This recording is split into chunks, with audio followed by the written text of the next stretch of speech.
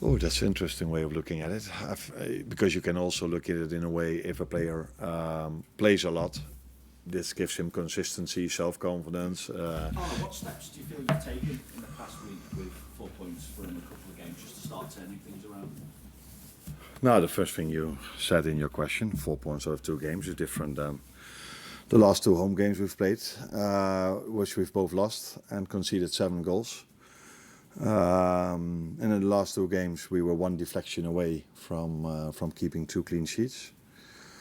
I said against West Ham, the good thing for us was that they didn't score their one and only chance, and the same thing happened again in this game. They did not score the only chance they had, and you're looking at me, but they did score, yeah, but that for me was not a chance. The only chance they had was after 93 minutes when they went 1-on-1 to the goalkeeper. So that's a step forward if you compare that to 7 goals conceded in 2 games. We did not concede a set piece in both games, which is also important. As a result of that, maybe we got 2 results. And I think there are also positives to take from the players we've brought in during the summer, that I see they are getting more and more consistent in their performances. Florian is maybe the most obvious one, but I see the same with Milos Kerkez as well. Alex scored his first goal a game ago. So yeah, there are positives to take, but of course still not where we want to be. Let that be obvious and clear. But there are also, compared to where we were after the last 2 losses with 3-0 and 4-1, there are also things that we've done better. Probably expected that with Mo being benched for 2 games, you would expect a lot of chat about him. Well, I'm going to put it a different way. The fact that you turned to Mo at half-time against Sunderland, how much of an indication is that of a return to the starting lineup maybe this weekend, rather than 2 consecutive games on the bench being an indication that his game time could become more limited when he's obviously not away at AFCON? No, but I think for every player is in my mind to start a game of football, because we have so many good players, and Mo has been such an exceptional player for us. So he's always, I don't know which word you use, but he's always in my mind to either start or to come in. Can you understand all the chat around him though? Yeah, of course. That's maybe he even deserves that, because he's been so influential for this club and for me and for his teammates for 6 or 7 years, I think, already. So yeah, it's completely normal if I don't play players that just came to the club. We're already talking about it, so then it's completely normal that people talk about it when he isn't playing. And the test you face against Leeds, obviously we've seen them cause Manchester City problems. They've beaten Chelsea in the past week. What do you make, therefore, and how problematic is it, their change of tactics, because they seem to have gone 3-5-2 or at times 5-3-2? Yeah. No, yesterday I looked Leeds Chelsea, and I thought I saw a Liverpool game. Chelsea conceding a set piece, and for the third goal making a big error where they conceded a goal from. Very difficult for them, because either Leeds went very aggressive to 1v1, or they went to a low block, and it was really hard to create chances. So yeah, it's not only difficult for us, that playing style, it's difficult for many teams, including us. So yeah, what we expect is what we've seen in the second half against City, when they were 2-0 down, coming back to 2-2. Eventually, Foden made the difference with a moment of magic for City, and against Chelsea they were really strong. Played a very good game, really aggressive, a lot of long balls as well from their goalkeeper. So we know what to expect, but what to expect is probably what we've faced. Not all of the games, maybe with the exception of 2. Sure. Are you expecting it to be quite a physical test in what is probably going to be quite a hostile stadium at Elland Road? Yeah, we do. But I think every Premier League game is a physical test, especially the way teams play against us. But not only that, it's also the best athletes in the world play in the Premier League. So yeah, every game you play is a physical test, let alone an away game with indeed as I know, and you probably even know better than me, the fans that are a big support for them as well.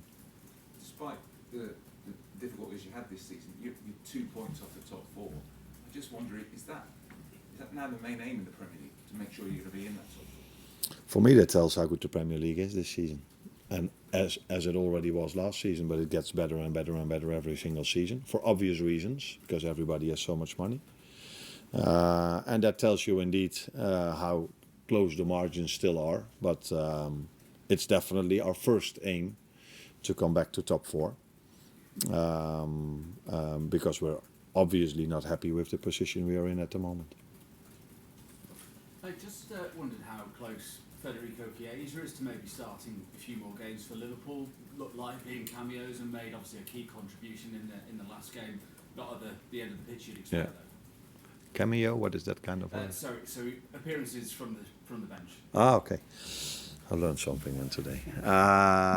As I just said, every player has a possibility to start, but we have many options to start in his position, as I said so many times before. But he's indeed having his impact coming off the bench a few times.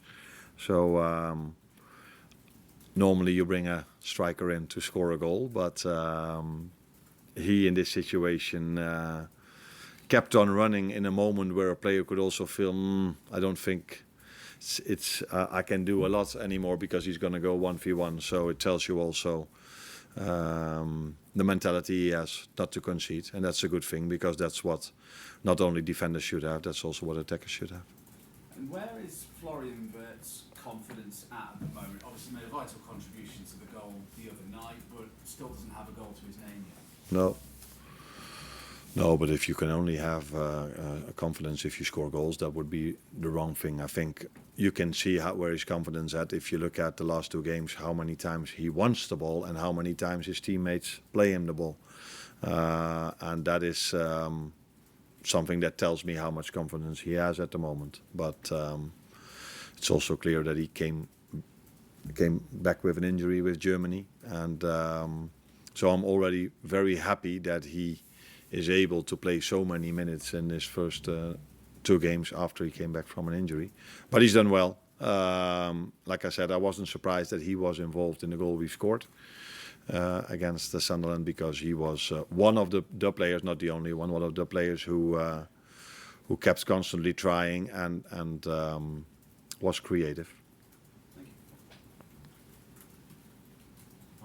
Can I just check on team moves? Do you expect Conor Bradley to be back involved, and did everyone get through the Sunderland game okay? Yeah, they did. Joe Gomez got a knock in the West Ham game, but was still able to start. But he couldn't make the full 90 minutes. But I think he will be able to train again today. So yesterday was a recovery day for most of them. Today we will train again, and let's see where they are. But Conor Bradley has trained this week, so I expect him to train today, and then he is available to be in the squad tomorrow. Hi Arne, I wanted to ask you about Cody Gakpo. I mean, think back to last season when he was at his best. He was in a fierce battle for his place with Luis Diaz, and even when they lined up together, there was the chance that one of the other strikers would come on and Diaz would go out to the left. I think if you look in Premier League and Champions League last season, Cody played the full 90 only 6 times, whereas already this season he played 10 times. We haven't seen a lot of Rio and Gamo in recent weeks in those competitions, and we haven't seen Hugo Ekitike tried off the left, as we heard that may well be an option. Do you think Cody's maybe suffering a little bit from not having that razor-sharp competition for his starting place? Oh, that's an interesting way of looking at it. Because you can also look at it in a way, if a player plays a lot, this gives him consistency, self-confidence. Usually, if I talk to players that I don't play every single time, it's mostly their answer is, yeah, but I need to play every single minute. That gives me more confidence and I can bring the most out of myself. And now you say the opposite. So the reason why I haven't tried Hugo a lot of times off the left is an obvious one, because of the Alexander Isak's situation, that he's either not been available or not been available to start every single game. And Rio has had his minutes, but I think for a 17-year-old, he's already had much more minutes than any other 17-year-old at any other club in the Premier League. So that's positive for him, and I think I don't think Cody suffers from the fact that he doesn't have competition, because there are players that can play in his position. And usually, like I just said, players prefer to have a situation where they have the confidence and the understanding that they might play many minutes. Hi, this is Arne Slot from the Hungarian sports media. I would like to ask you about Tony. You said before that he's more of a midfielder than a winger or a right back, but he plays for multiple roles. How do you plan to maximize his influence in the central area against Leeds? Will he play in the central area? In the long term, he will play in the central area. Yeah, that's for sure. Maybe also in the midterm, and maybe even tomorrow. But he is one of the few players that can play in multiple positions.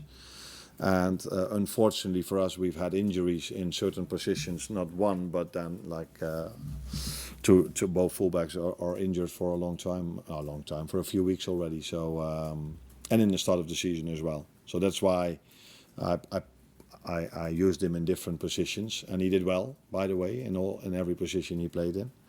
In the last two games, he's been very important for the team in the role he had, because, like I just said, he's part of a team that only conceded. There was only one deflection away from 2 clean sheets, and he had a free roll off the right. So still, he's a lot of times in the middle. I think if you look at his positioning in the first half compared to the second half against Sunderland, I think a heat map will show that he was 9 out of 10 times in the same position the first half as he was in the second half. Or in the second half he played as a midfielder, and the first half he played as an inverted winger. So yeah, we can use him in every position, but for the mid and long term, and maybe even for the short term, we will use him in the middle. Thank you. If we have no injuries, that I have to include to it. Hi, Arne.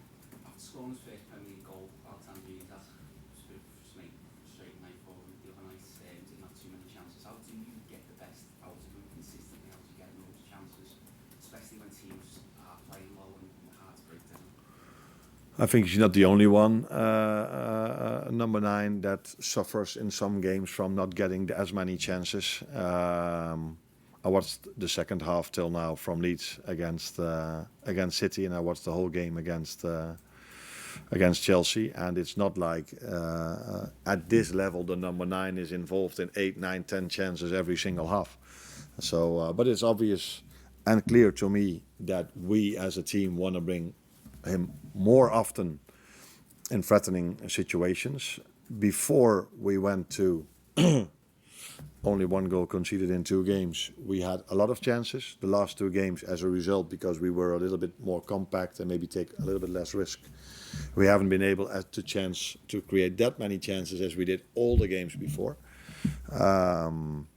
So it's definitely one of the things on my list of things to improve, is getting our number 9 more involved in the game, let alone more involved in the final third. He's averaged 14 touches in his past 3 starts. Is that something that you want? Is that ideal for you, or do you want? No, it's not ideal for me, no. But do you know how much he had at Newcastle on average? I'm not too sure. No, 22. So in this league, strikers don't touch the ball that much, but the few times they do touch it, it's quite nice if they then finish it off. I have no clue what the stats of Haaland are, but I wouldn't be surprised. I have no clue if he maybe doesn't touch it 100 times a game, but he does score a lot. So it's more important for them to touch the ball in the right time than to touch it so many times. And we have to make sure, because that's a complete difference between Haaland and Alex, that Haaland touches it much more in moments where it matters. And there we have to improve. That's clear and obvious. We and he as well. James, last one. Arne, just ask you about Harvey Elliott's situation. He's not featured in the last few months at Aston Villa. Have you had any contact with him? Has there been any discussions at all about him potentially coming back to the club and that arrangement being kind of shelved?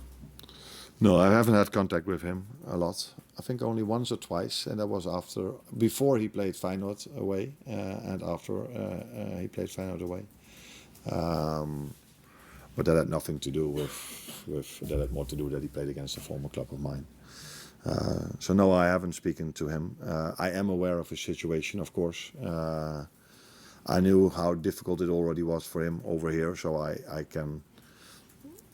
think I know how he feels at this moment, but yeah, you should ask those questions at Villa and not over here when it's about his playing time over there.